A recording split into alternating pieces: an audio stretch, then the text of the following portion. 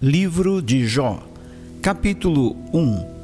Havia um homem na terra de Uz e seu nome era Jó. Ele era um ser humano bom, honesto e justo. Amava respeitosamente a Deus e evitava praticar o que era mal. Jó era pai de 7 filhos e 3 filhas. Ele possuía 7.000 ovelhas, 3.000 camelos, 500 juntas de bois e 500 jumentas. Tinha também muitos servos a seu serviço. Era o homem mais rico entre todos os habitantes do Oriente de sua época. Seus filhos costumavam visitar uns aos outros e cada vez um deles preparava um banquete e mandava convidar suas 3 irmãs para comer e beber com eles. Assim que passava o período das festas e banquetes, Jó os mandava chamar e fazia com que se santificassem por meio dos ritos de purificação. Jó levantava-se ao romper da aurora e oferecia holocaustos, isto é, sacrifícios completamente queimados, em nome de cada um de seus filhos, pois pensava: talvez meus filhos tenham pecado, ainda que no íntimo de cada um, e assim blasfemado contra Deus em seus corações. E era assim que Jó vivia e procedia. Certo dia, os anjos, isto é, os filhos de Deus, vieram apresentar-se perante Iavé, o Senhor, e Satã, o acusador, aproximou-se também junto com eles. Então Iavé questionou a Satanás: de onde vens? E Satanás deu-lhe a seguinte resposta: de perambular pela terra, e ir e vir pelos caminhos do mundo. Indagou-lhes então Iavé: observaste o meu servo Jó? Em toda a terra não há ninguém como ele, ser humano íntegro e justo, que ama e teme a Deus e se desvia do mal. Diante dessas palavras, Satanás contestou a Iavé, questionando: será que Jó teme a Deus sem outras intenções? Porventura não ergueste uma cerca protetora em volta dele, de sua família e de tudo que ele possui? Tu pessoalmente tens abençoado todas as obras das mãos desse homem, de maneira que os seus rebanhos estão espalhados por toda a terra. Entretanto, estende a tua mão e fere tudo o que ele tem, e com certeza ele te amaldiçoará e blasfemará diante da tua face. Então Iavé declarou ao acusador: concedo-te poder para destruir o que ele possui, apenas não estendas a tua mão contra a pessoa dele. E Satã deixou a presença de Iavé.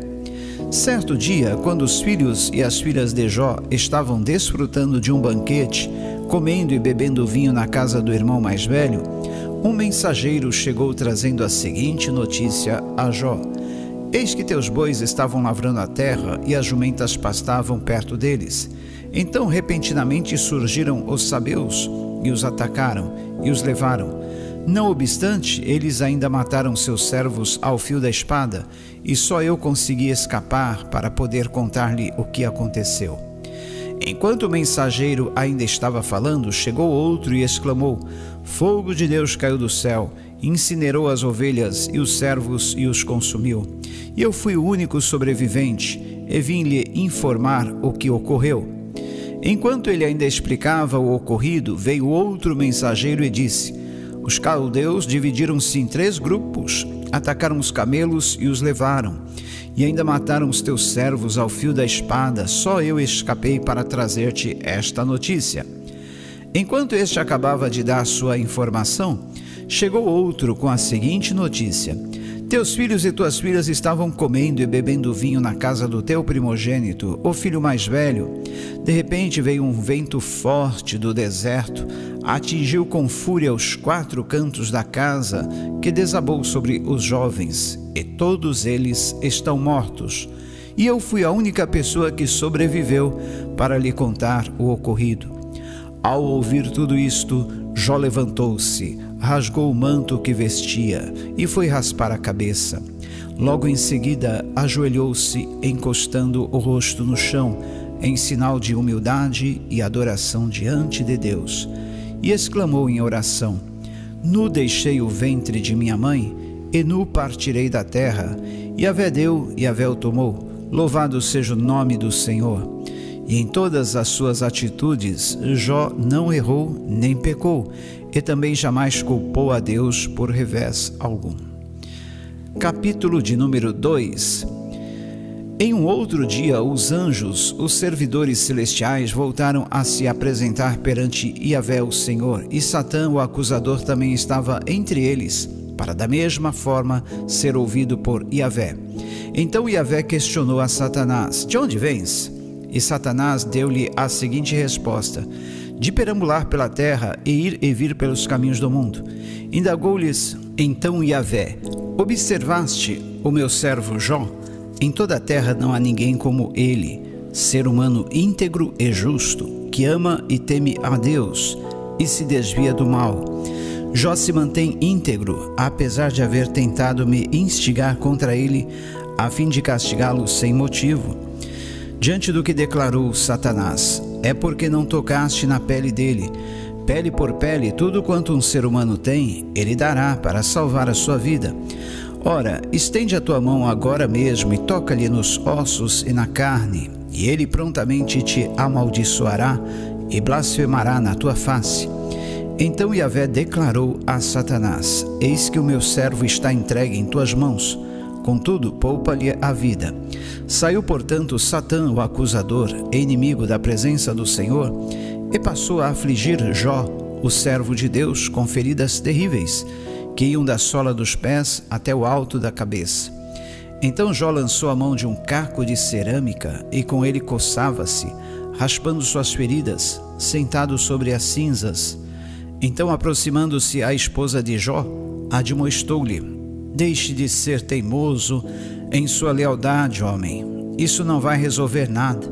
Amaldiçoa logo a Deus e morre. No entanto, ele lhe afirmou: mulher, tu falas como uma louca. Porventura receberemos de Deus apenas o bem que desejamos e não também o infortúnio que ele nos permite? E em toda esta provação, os lábios de Jó não o fizeram vacilar e pecar. E 3 amigos de Jó, ouvindo falar da desgraça que se abatera sobre ele e sua casa, vieram visitá-lo, partindo cada um de sua região, pois haviam combinado de vir prestar-lhe alguma solidariedade e consolo. Elifaz da cidade de Tamã, Bildade de Suá e Zofar de Namate. Eles o avistaram à distância. Contudo, mal puderam reconhecê-lo e romperam em lamentação e profundo choro ali mesmo. Em desespero, cada um deles rasgou seu manto e lançou terra sobre a própria cabeça, e ficaram sentados no chão, na companhia de Jó, durante 7 dias e 7 noites seguidos. E nenhum deles dizia a Jó qualquer palavra, pois ao contemplar seu grande sofrimento, não encontravam forças para dizer nada. Capítulo 3. Passados estes dias, Jó quebrou o silêncio e abriu a sua boca para amaldiçoar o dia do seu nascimento. Eis o desabafo de Jó: que seja aniquilado na história o dia do meu nascimento e a noite em que se anunciou: um varão vos nasceu. Transforme-se aquele dia na mais profunda escuridão e que Deus lá de cima não o considere nem resplandeça sobre ele a luz. Que as trevas e a sombra da morte o chamem de volta à escuridão. Nuvens pesadas habitem sobre ele e o seu negrume assustador espante a luz do dia para longe. Que as trevas tomem conta daquela noite e ela não consiga encontrar a alegria que habita entre os dias do ano, nem junto aos vários meses. Ó desolação! Seja aquela noite estéril e nela não se ouça qualquer manifestação de contentamento. Amaldiçoe-na aqueles que maldizem os mares e são capazes de provocar o Leviatã, o monstro marinho. Que as estrelas da madrugada fiquem às escuras e a alva espere em vão pelo romper da aurora. Pois não fechou o ventre de minha mãe, nem poupou meus olhos de contemplar a miséria e o mais terrível sofrimento. Ora, por que não me foi tirada a vida ainda no ventre de minha mãe? Por que não morri ao nascer? Por que fui acolhido em seu colo? Por que me deu seus seios e me alimentou? Porquanto, se assim fora, agora estaria dormindo, jazeria em paz e desfrutaria de tranquilidade e descanso. Estaria na companhia de reis e conselheiros da terra que ergueram palácios suntuosos no passado, hoje transformados em montes de escombros. ou ao lado de príncipes, donos de muito ouro, que lotavam suas casas de tesouro com prata. Ah, se minha mãe tivesse tido um aborto às escondidas, eu não teria continuado a existir e seria como as crianças que nunca viram a luz do dia. Na sepultura termina a ambição e a maldade dos ímpios. Ali também repousam em paz os atribulados pela vida. Ali os cativos e encarcerados encontram sossego, enquanto já não ouve mais os berros do feitor de escravos.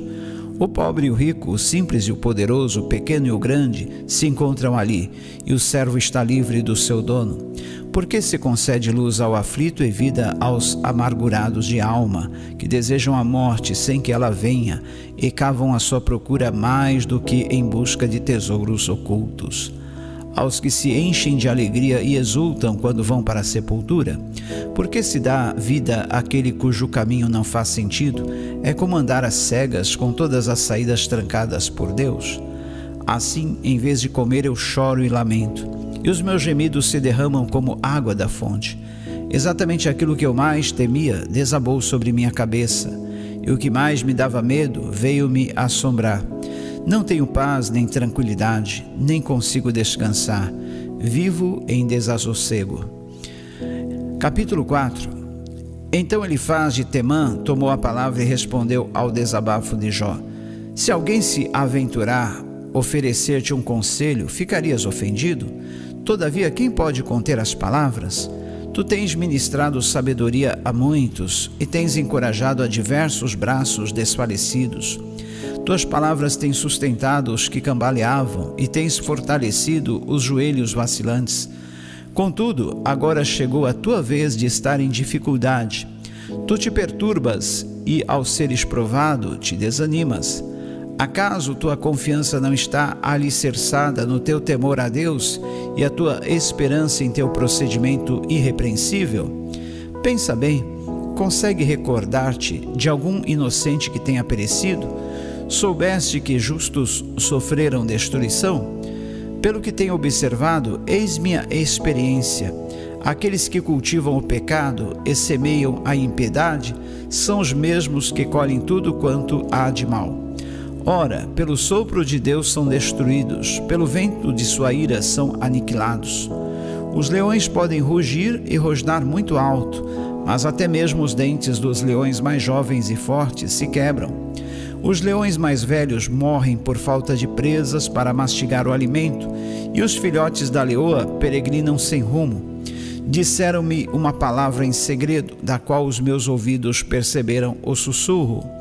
Em meio aos sonhos alarmantes da noite, quando caí sono profundo sobre os seres humanos, temor e tremor se apoderaram da minha alma e fizeram estremecer todos os meus ossos.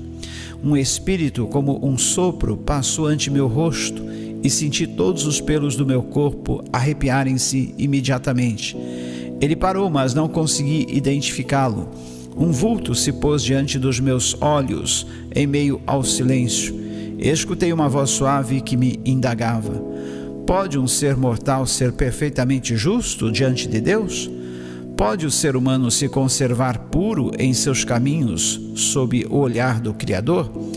Se Deus não deposita confiança em seus próprios servos, percebe-se erro em seus anjos e os julga por insensatez, quanto mais aos que habitam em casas de barro, cuja fundação está no pó, e são esmagados mais facilmente que uma traça.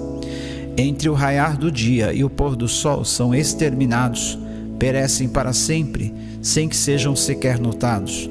A vida dos seres humanos se acaba como uma tenda que desmancha ao simples arrancar de uma de suas cordas, e morremos sem termos conquistado a sabedoria.